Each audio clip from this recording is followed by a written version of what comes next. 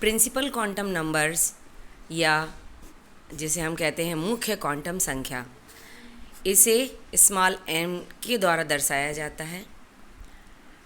इसकी ये क्या बताती है? This number describes the energy levels और शेल्स अराउंड द न्यूक्लियस।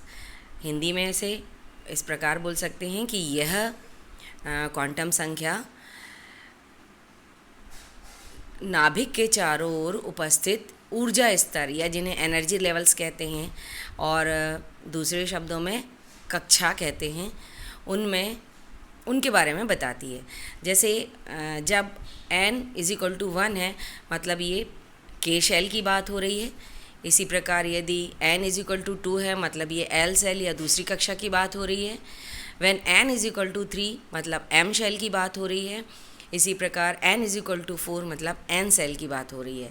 अभी एक एग्ज़ाम्पल के द्वारा इसे हम समझ सकते हैं कि n can never be equal to 0। Why 0 का मतलब है कि किसी भी परमाणु में कोई कक्षा ही नहीं है। तो इस प्रकार हम ये कह सकते हैं कि n का मान हमेशा पूर्णांक अर्थात 1, 2, 3, 4 होता है।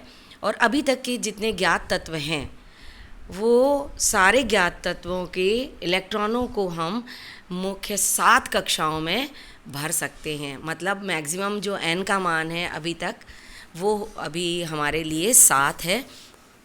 और इसी आधार पे अगर आप आवर्त सारणी देखेंगे, आधुनिक आवर्त सारणी, तो उसमें 7 आवर्त दिए हैं। वास्तव में जो 7 आवर्त हैं वो 7 कक्षाओं की बात करते हैं। धन्यवाद।